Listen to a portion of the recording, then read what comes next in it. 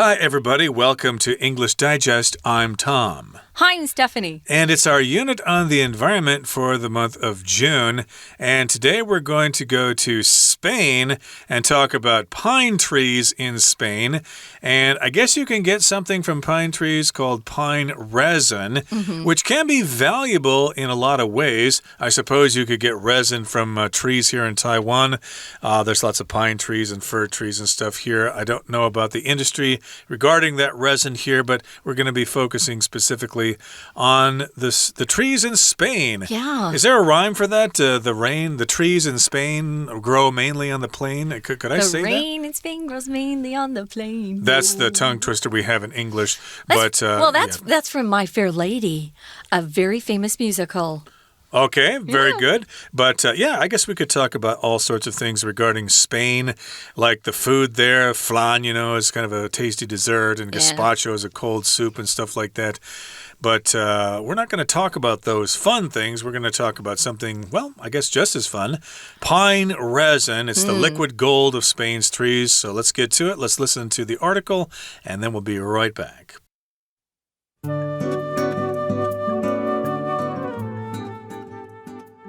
In the northwestern Spanish region of Castilla y León, much of the landscape is covered in dry scrub brush and visited by tourists for its ancient castles. However, look amid several of the area's mountain ranges, and you'll find forests of fragrant pine trees emerging from the land. These aromatic woods aren't just a great place to take a stroll, they're also home to a precious resource that holds the secrets of the region's past and hints at its future. The treasure in question? Pine resin, a natural product that pours forth from the forest's many lofty trees. Resin has been a beneficial product in numerous civilizations across human history. In the Mediterranean, it was used as fuel for torches, as well as to waterproof ships and relieve burns. With the arrival of modern industrial processes in the 19th and 20th centuries, resin's uses became even more numerous. Soon it could be found in all kinds of plastic or rubber products, varnishes, and even food additives. Modernization also led to more economical and less destructive procedures for gathering the resin. Whereas trees used to be killed during harvesting, newer tools and processes allowed their resin to be collected with minimal damage so they could mend and renew their reserves. Unfortunately, the 1990s saw a steep decline in the demand for pine resin to the point where most production in the world ceased altogether. Manufacturers instead preferred petroleum-based alternatives, and resin producers in Spain worried that their long-held tradition might grind to a halt. However, with environmental concerns growing across the globe, Spanish pine resin is being considered as a possible solution once more. Okay, guys, liquid gold. Sometimes we use this kind of term to talk about something that's expensive. If you know something that costs a lot to buy, like champagne, for example, for some people, some of those bottles of champagne are like liquid gold. It's like you're drinking gold that's been liquefied. It's so expensive. So that's kind of what we use when we're trying to emphasize how expensive or precious something is. And I guess this pine resin has been developing into something that's quite, it's very usable and it might be able to replace some of the petroleum-based things we've been using in the past. So pine resin. I was telling Tom when we started this that I saw resin and it reminded me of my violin. And when I used to play the violin, you would put rosin, R-O-S-I-N, on your bow so that it would connect with the strings and you'd get a louder sound. And I just discovered this morning, I didn't know this when I was younger, that rosin that we use on bows for stringed instruments is made out of pine resin. Ooh. Right, so if you're a violinist, this is something you would need to know. Of course, those things are useful. Resin, of course, is kind of a sticky substance that comes out of trees.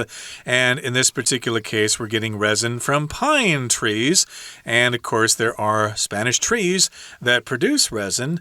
And they used to produce a lot more, then they kind of faded away, and I guess they're making a comeback. So let's go to Spain now. In the northwestern Spanish region of Castilla y León, much of the landscape is covered in dry scrub brush and visited by tourists for its ancient castles. So there are many regions of Spain. Of course, in the northeast, you have Barcelona and the Catalan region there, where they speak a different language. And then you've got the central part where Madrid is, and then you got, Andalusia in the south. But here we're going to the northwestern area, which would be around the north of Portugal there, and it's called Castilla y León. Okay, that's what it's called in Spanish, and it's covered in dry scrub brush. So it's not very lush like Taiwan. It's kind of dry there, and it's got scrub brush, which kind of sounds like it's similar to a desert, maybe a little bit. It's just kind of dry, but you've got a lot of bushes and low-growing plants. Yeah, I remember the first time I went to Europe. I was 19 and my mom said, "Don't waste your time going to Spain. It's like going to Arizona desert." Which, if you've grown up in a desert, you don't want to go on vacation and see more desert. There are reasons to go to Spain, though, besides the fact that it's hot and dry and that a lot of its, a lot of the land does look very dry, and that scrub brush just reminds me of Arizona. They're very low brushes. They're bushes, actually. That's why we say scrub brush. It's a bush. It's kind of low to the ground, and it's dry. It's not pretty and green like Taiwan at all. So she wanted me to stay in the greener parts of Europe while I was there. But there's so much to see and do in Spain. It's kind of the place to go if you're a foodie. They have lots of good food there. And it also has some ancient castles. Well, now we know they've got these trees that produce the pine resin. It says here, however, look amid several of the area's mountain ranges and you'll find forests of fragrant pine trees emerging from the land. So amid here just means among. What's the difference between among and amid or amidst? Amid gives you this idea that it's in the middle of something. There are things surrounding it. That's not necessarily true of among. Among just means you're part of a group. But amid gives you that instant image in your head, if you speak English, that you're surrounded by something, you're in the middle of something. So in the midst of the area's mountain ranges, amid and amidst are the same, guys. Just lots and lots of mountains. We call them ranges if there are a lot of mountains connected. In those areas of Spain, you'll find forests of fragrant pine trees emerging from the land. You know pine trees because we have them here, and they're very fragrant. They smell good. So we use this word fragrant, which is an adjective, to describe something that smells wonderful. It's pleasant. It usually smells like flowers or some sort of just wonderful perfume-smelling thing. So it's a fragrant pine tree. Yep, you'll get fragrant pine trees here in Taiwan as well, or fragrant cypress trees if you're at Alishan there. And of course, if you're in Spain, you will smell those pine trees because they are fragrant. And of course, they're growing from the land. We're also describing these trees and the areas where the trees grow, the woods, as being aromatic. So aromatic, fragrant, they just mean that something smells good. And of course, these aromatic woods aren't just a great place to take a stroll. They're also home to a precious resource that holds the secrets of the region's past and hints at its future. So of course, when we think about woods or forests, we often think about going hiking in them or going for a stroll. A stroll, of course, is a leisurely walk somewhere after work, after after you get done with work and you've already returned home, maybe you might go for a stroll and then have dinner or something like that. Just go for a leisurely walk in a park or someplace like that. So indeed, if you like hiking, you could go for a stroll in the woods there.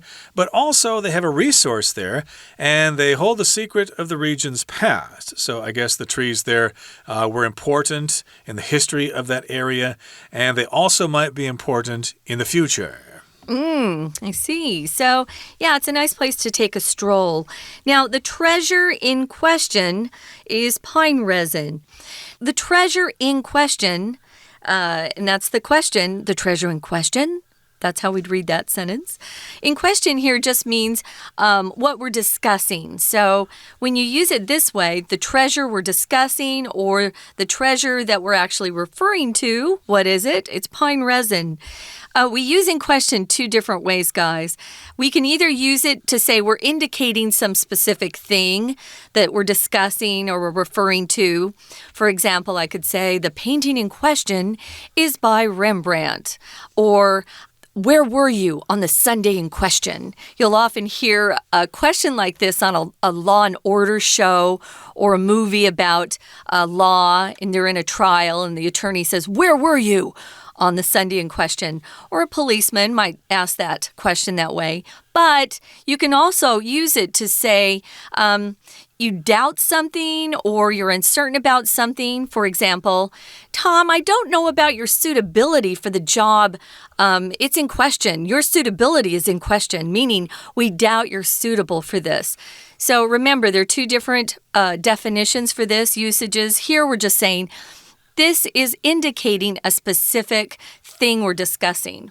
Right, so we mentioned the precious resource in this area. We're also describing it as a treasure. So yeah, the treasure in question, what is the precious resource that we're referring to here? Well, that is pine resin, and that is a natural product that pours forth from the forest's many lofty trees.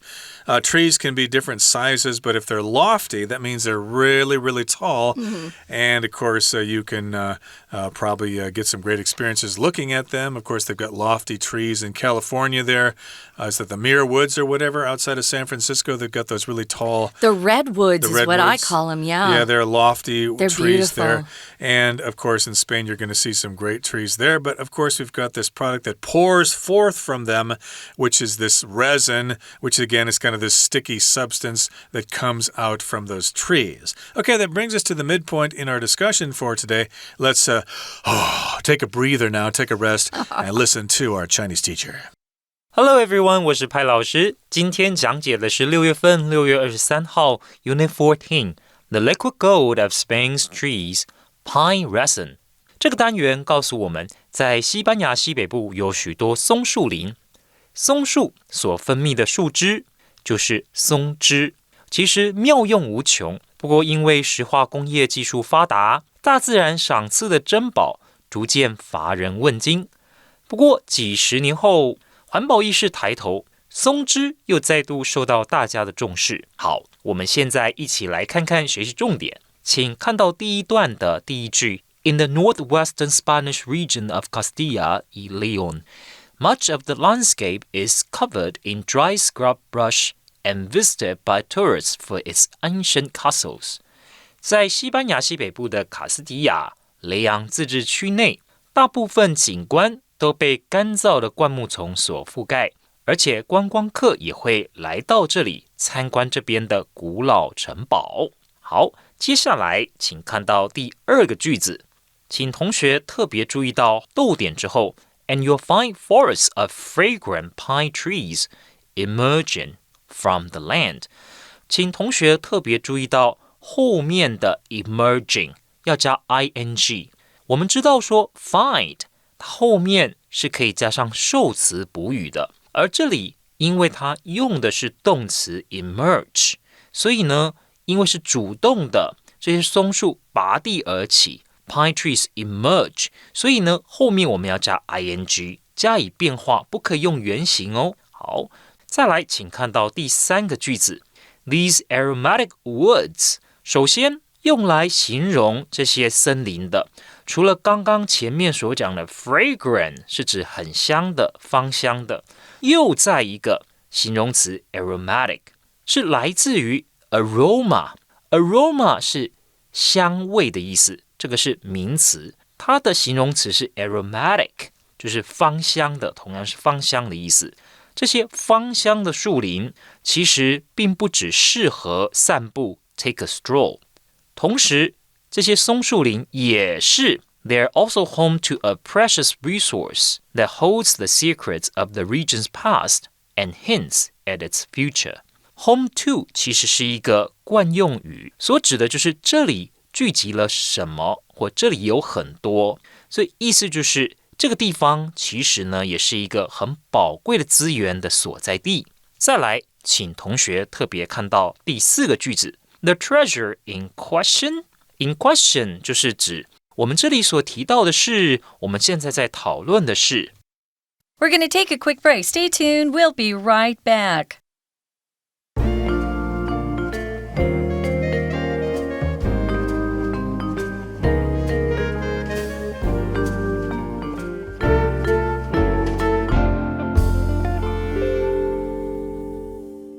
We shall now resume with our discussion for today. Again, we're talking about pine resin in Spain. The title describes it as liquid gold. And remember, we're going to the northwestern region of Spain, Castilla y León. And, of course, it's got castles there, but, of course, it's got great mountain ranges. And in those mountain ranges are lots of lofty pine trees. And they have pine resin. But we're going to talk about the history of those trees and the possible future as our lesson continues. So here in the second paragraph it says, resin has been a beneficial product in numerous civilizations across human history. So now we're talking about the history of resin. Again, that's kind of juice or kind of a sticky substance, again, that comes from trees. And it's been around for a long time. It's been beneficial to civilizations all throughout human history in the Mideast, in Africa, in Asia. They seem to have been using resin for various things for thousands of years. Yeah, they really have. I didn't know that we had all of this resin that was being produced in Spain, though. That was new for me. Now, resin is a beneficial product. We're going to talk about the different ways that we use it. And we used it long ago because, of course, they discovered that these pine trees had this very sticky substance that was coming out. And if you boil it long enough, it turns into the solid state that I used to use as a violinist. The rosin just was clear, like a clear yellow, pink, orange color, if I'm remembering correctly. Now, in the Mediterranean, that part of the world, it was used as fuel for torches. So they would use this resin to keep their torch lit with fire so they could see their way around at night. So it was also used to waterproof ships and relieve burns. The relieve burns kind of surprised me. Nowadays, I know some people will put Vaseline on burn wounds to just make them feel better, to kind of numb that pain. But back then, they didn't have Vaseline, which is made out of petroleum. Remember, Vaseline petroleum jelly is what it's called. Back then, they had the resin that they used instead. They hadn't quite discovered oil and gas and, drilled for oil. They didn't have the ability to use it back then so well. So it also was waterproofing for ships. That's interesting. So they would probably paint the hull, the bottom part of that ship with resin to seal it in tight so that if water did, of course it's going to come in contact with water, the water wouldn't come in. So you waterproof ships with pine resin or resin. It doesn't say specifically that it was pine resin here in the Mediterranean. But, of course, you could burn torches, which are like pieces of wood that have this resin on them, and it burns for a while. They still use it in the Olympics, a torch like true, that. And they didn't have electricity then. And if you burned yourself at a campfire or something like that, you could rub that resin on yourself to relieve the pain or whatever. And with the arrival of modern industrial processes in the 19th and 20th centuries, resin's uses became even more numerous. So, of course, we got the Industrial Revolution, And, of course, that made resin more useful in different areas. Soon it could be found in all kinds of plastic or rubber products, varnishes, and even food additives. So they found some new uses for that resin later on. You could use it in plastic and in rubber products. I guess that helps out with those things. A varnish is something that you put on furniture, usually to kind of to preserve the wood and to maybe give the wood a different color or something like that. And makes of course, it shiny. Makes it shiny, indeed. Yeah. And you could also put the resin in food, maybe as a preservative or to enhance the flavor. An additive, of course, is something that you add to something. When you, when you refine petroleum into gasoline, you'll have additives as well, other things added to the gasoline to help it burn better or to pollute less, etc. I'm not sure you want that as a food additive. I'm just going to say, I read the other day that McDonald's chicken nuggets have a type of plastic in them. Be careful what they put in your food, guys. Modernization also led to more economical and less destructive procedures for gathering the resin from the trees. They used to just have to cut them down first to get the resin out of them. And back then they had so many trees, who cared? But we're losing our trees and it takes a long time to grow them. Modernization just refers to society or civilization using modern techniques to live. So as we had the invention of steam engines and then the Industrial Revolution where we started manufacturing things, this also led to more economical and less destructive procedures for getting that resin people wanted. If it's economical, it's just a way that you can do something that doesn't require a lot of money to accomplish or to operate. If you want to rent a car, you can buy the economical style of car, which is the economy car, right? It doesn't need as much gas. It runs longer on a gallon of gas, as an example of why it's more economical. It just doesn't take as much money to do something, and you don't have to spend as much money if it's economical. And if it's destructive, of course, it destroys a lot of things. So if something's destructive, of course, in this case, we destroy those trees, we cut them down. And the next sentence here says, whereas trees used to be killed during harvesting, newer tools and processes allowed their resin to be collected with minimal damage so they could mend and renew their reserves. So whereas... when or while trees used to be killed during harvesting, that's true. But then we got newer tools and we got new processes, and that allowed the resin from those trees to be collected without really damaging the trees. It had minimal damage. Maybe it would damage them a little bit, but still the trees could mend, they could heal, and they could renew their reserves. So again, you wouldn't have to cut down those trees and wait 20 or 30 years for another tree to grow. You could just keep the same trees and use them over and over. That indeed is economical, and it's good for the environment as well. Yeah, it's much better, huh? So if you talk about minimal, it just means less of something.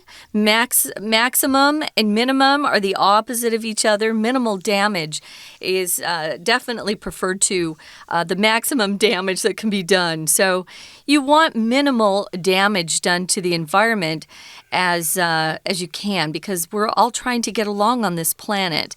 Moving on to the final paragraph, it says, unfortunately, the 1990s saw a steep decline in the demand for pine resin to the point where most production in the world ceased altogether. If there's no demand, then you don't need a supply. So people stopped actually harvesting pine resin. They didn't need it so much anymore because manufacturers preferred using petroleum-based alternatives. Petroleum, of course, is that type of, it's an oily, slick, thick, sort of dark-colored liquid that comes when you're drilling for oil and gas, usually oil. So that is something that they turned to using a lot more. It was an alternative to the petroleum-based items that they are making. So You have a choice here. You can use petroleum-based alternatives or go back to what we used to do in past times and use resin. These resin producers in Spain, they worried that their long-held tradition might grind to a halt. If something grinds to a halt, it slowly over time moves slower and slower until finally it stops. Halt means to stop.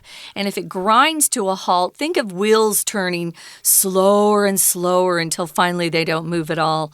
That's what this phrase grind to a halt means. If we can't get the products we need here in Taiwan to produce our computers, production will grind to a halt eventually. Yeah, you can't produce if you don't have those raw materials.